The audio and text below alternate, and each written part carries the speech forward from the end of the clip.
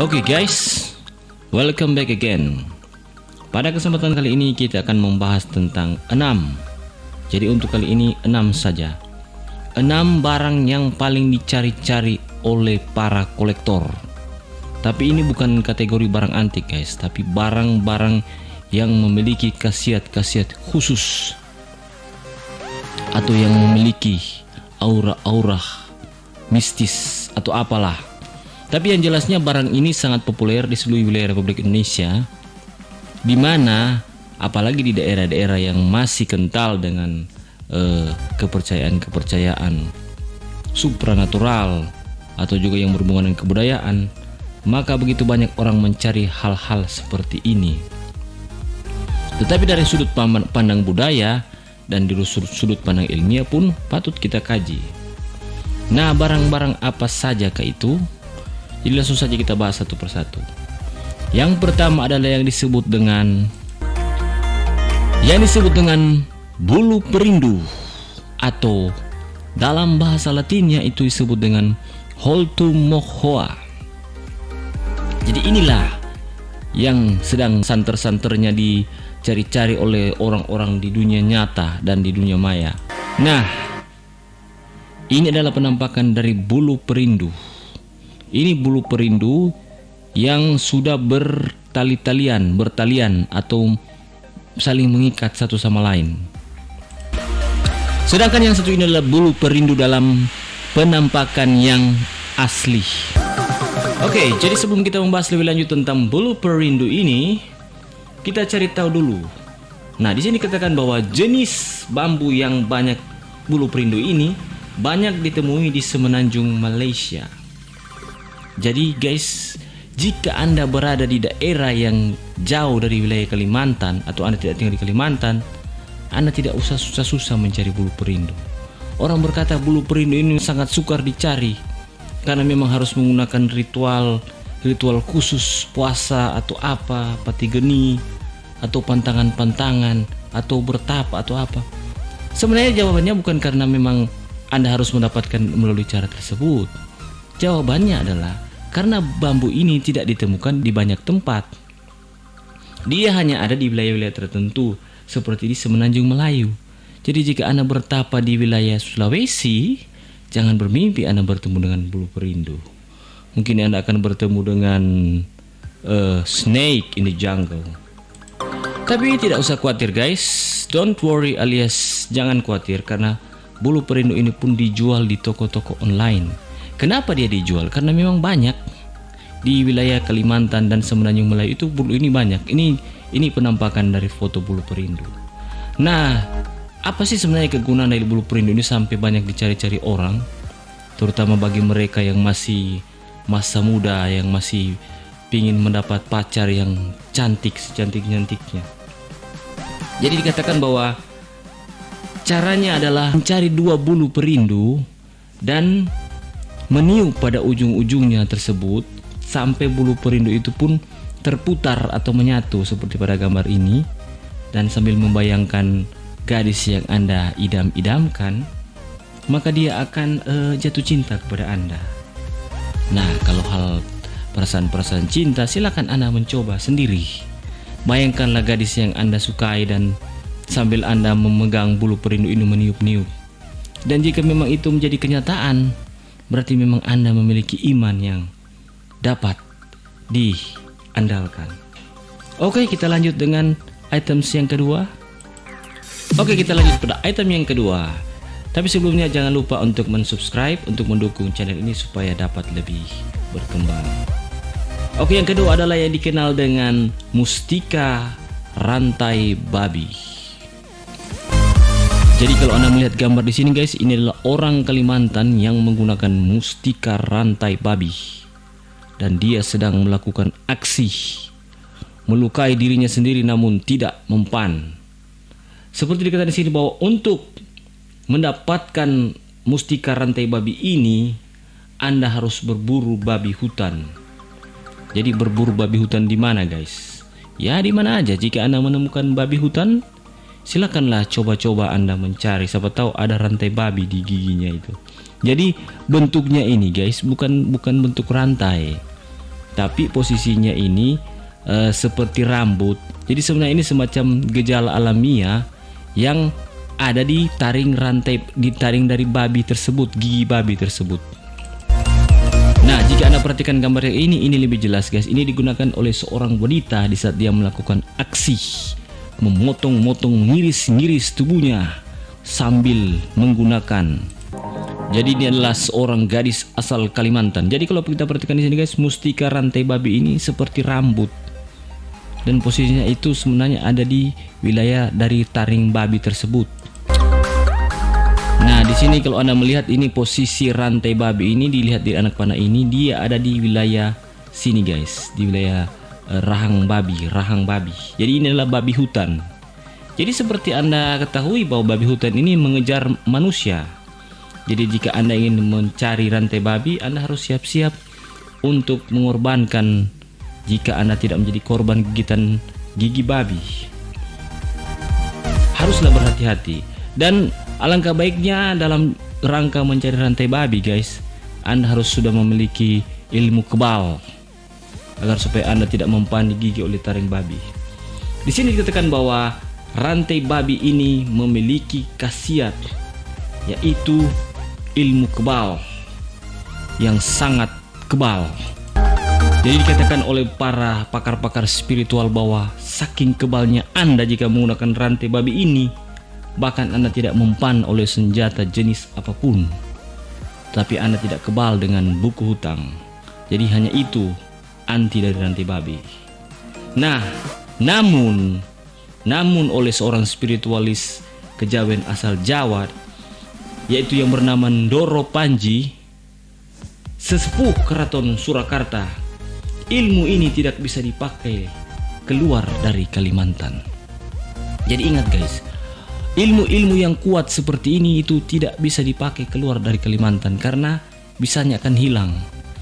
Begitu juga di Jawa, banyak orang-orang sakti di wilayah Jawa itu, di saat dia keluar dari wilayah Jawa itu ilmunya sudah menjadi tawar, karena jarang ada ilmu yang bisa menyeberang lautan.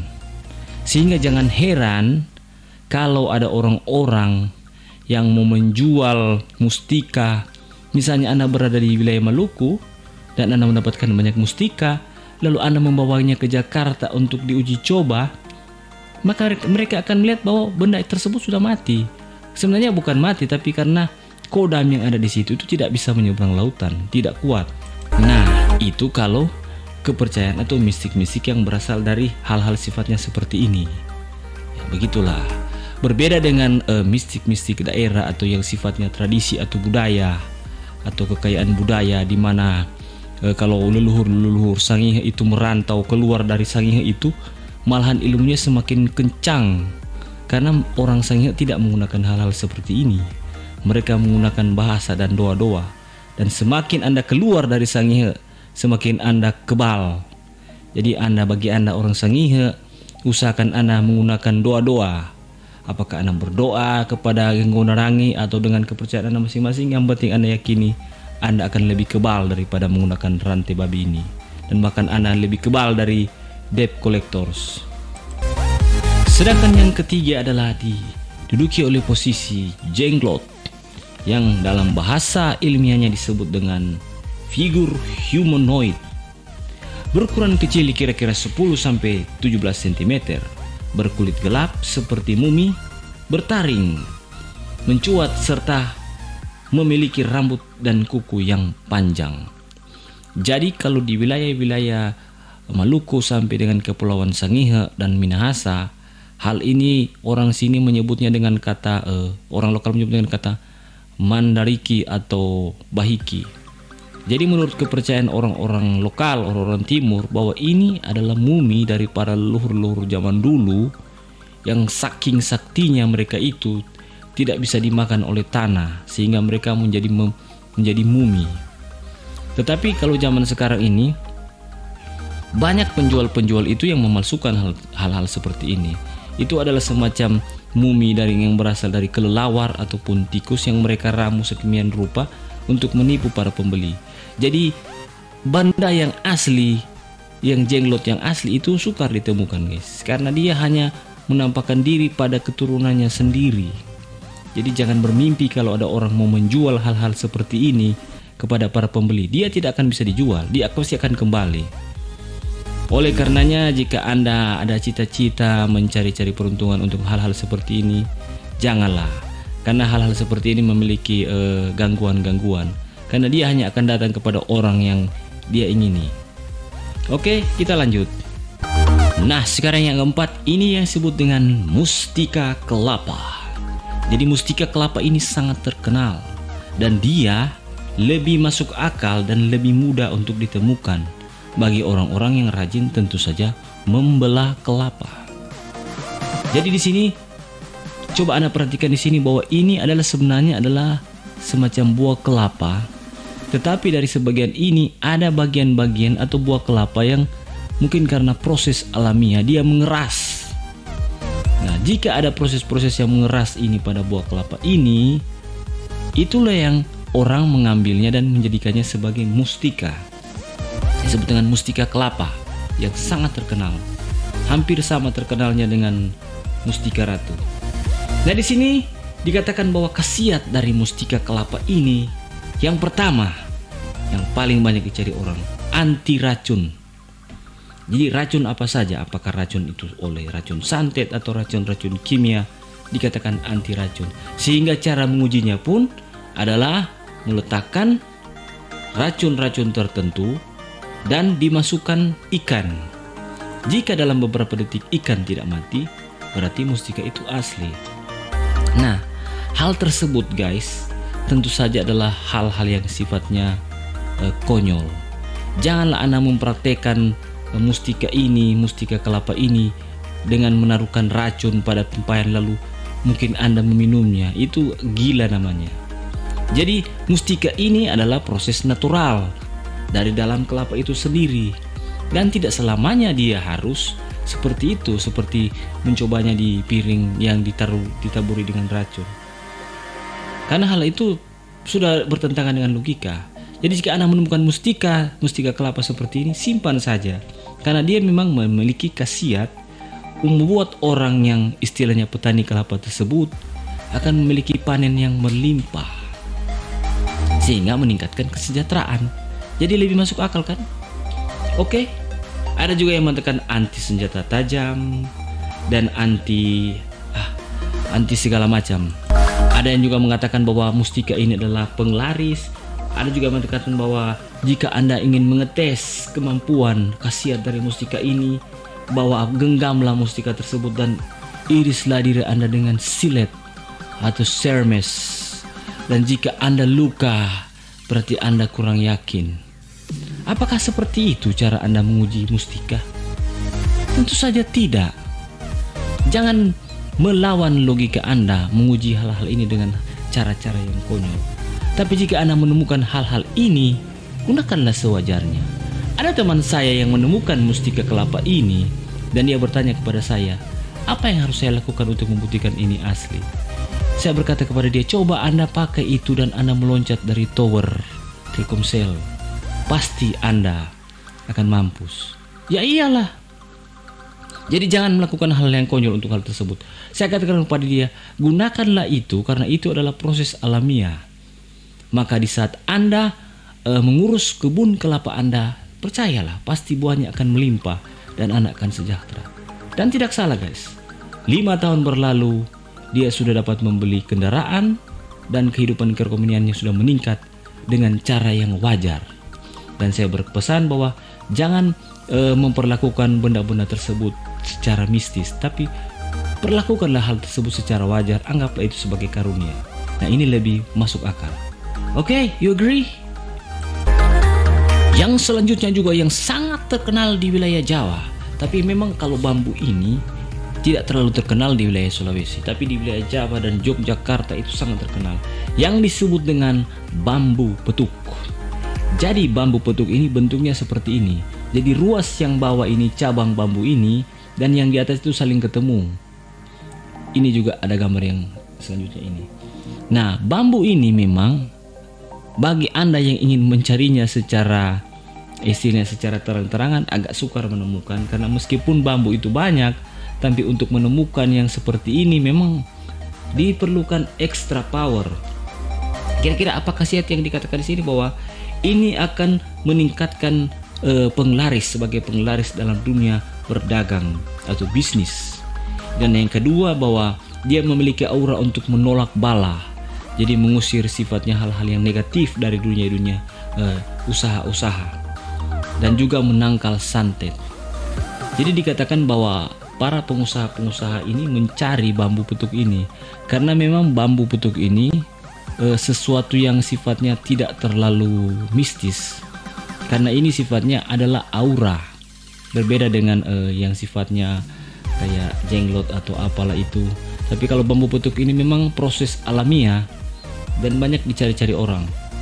Metodenya adalah meletakkan pada lampu sorot lalu memancarkan pada depan gerai toko Anda. Maka dia akan membawa aura-aura kebaikan sehingga pelanggan-pelanggan akan melirik dagangan Anda dan juga menolak bala. Sehingga jika ada orang yang iri terhadap usaha Anda, irinya itu akan kembali kepada dirinya sendiri. Nah, bagaimana cara Anda menemukan bambu ini? Tidak usahlah Anda melakukan hal yang terlalu ribet. Cukuplah dengan niat yang tulus dan Anda cari sendiri di bambu-bambu yang sifatnya agak banyak cabang-cabangnya ini. Dan jika Anda telaten, percaya saja dalam jangka waktu 3 tahun Anda akan menemukan. Kalau Anda mencarinya secara serius ya guys. Tapi itu semua tergantung dari usaha Anda. Oke, kita lanjut. Nah, dan ini yang terakhir adalah yang disebut dengan batu mira delima. Tapi sebelumnya jangan lupa untuk senantiasa menekan tombol subscribe untuk berlangganan channel ini. Jadi batu mira delima ini waktu tahun 1998 itu banyak para kolektor, saya ingat saya masih kecil, mencari-cari di seluruh pelosok Republik Indonesia karena harganya yang sangat fantastis di luar dugaan. Kenapa harganya fantastis? Karena dipercaya batu ini memiliki khasiat yang luar biasa. Mereka berkata bahwa jika Anda menaruh batu mira delima dalam satu gelas, orang Gorontalo bilang, dan kalau dia merembet sampai ke 7-12 gelas, orang Maluku bilang, maka itu memiliki khasiat yang luar biasa. Jadi tidak terhitung manfaatnya. Oke. Nah, di sini batu mira delima ini nama ilmiahnya adalah natural ruby corundum. Oke. Nah, di sini ada contoh di sebelah kiri ini contoh almiah dan ini contoh-contoh yang sifatnya percobaan. Nah, kira-kira bagaimana cara orang menemukan batu ruby ini? Kalau di wilayah Jawa ada orang yang melakukan puasa sampai 40 hari 40 malam, tidak makan, tidak minum, tidak berbicara, tidak membuka mata, hanya diam dan bertapa sambil menunggu kira-kira kapan batu ruby muncul. Nah, itu adalah hal yang gila. Oke? Itu disebut dengan hal yang gila. Lebih baik Anda dalam jangka 40 hari ini Anda memperbaiki hubungan rumah tangga Anda. Oke, daripada Anda mencari, karena batu ruby ini berlimpah ruah di wilayah Afrika dan Tanzania. Jadi jika Anda mau bertapa di wilayah Indonesia, apalagi di kuala-kuala yang tidak ada batu-batu seperti ini, 2,5 tahun pun Anda bertapa tidak akan muncul batu ruby itu guys. Jadi jangan membodohi diri Anda sendiri. Dan perihal cahaya yang memancar dari timur ke barat, dari seperti dalam gelas ini 7 gelas dan 12 gelas itu, ya saya beri contoh ya. Anda punya mainan laser kan? Yang laser di situ ada sari batu mira di dalam permainan laser itu, dan tidak seperti senter yang biasa. Di saat Anda menyoroti lampunya, dia akan membesar dan membias semakin jauh. Tapi kalau ada batu miranya, meskipun hanya sarinya sedikit saja, maka cahayanya itu kan lurus dan tidak membias. Itulah yang mengakibatkan di saat cahaya itu mengenai batu mira di dalam gelas, dia akan membias ke gelas yang semuanya. Jadi itu bukan gejala mistis, itu gejala alamiah dari batu mira yang asli. Oke, jadi itu berlimpah. Kalau Anda punya uang, tidak perlu Anda bertapa seperti orang gila.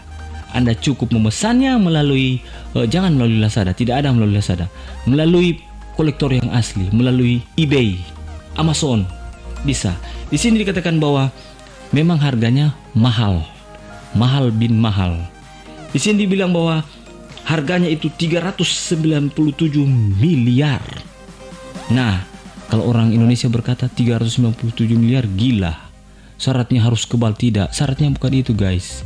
Jika dia memiliki 25,59 carats. Oke? Jadi banyak hal yang dianggap oleh orang itu terlalu seperti menghayal-hayal, mengada-ada, itu sebenarnya sesuatu yang ada dan wajar. Tetapi memang benda-benda tersebut tidak ada di wilayah kita. Seperti batu rubi ini agak jarang, kurang sekali ditemukan di wilayah Indonesia. Kalaupun ada, dia tidak mencapai 25,59 karat. Kalau di wilayah Tanzania itu ada beberapa tempat yang memang kaya dengan batu rubi, tapi sudah dikapleng oleh pihak-pihak konservatif, pihak-pihak orang-orang kaya, konsorsium pengusaha-pengusaha besar, dan harganya itu ratusan miliar, bahkan tidak ternilai. Oke, sampai di situ, dan I hope you like this video. A little bit boring, but I think it's good untuk memberikan informasi, dan jangan lupa untuk senantiasa mensubscribe channel ini. See you next time on next video. Thank you.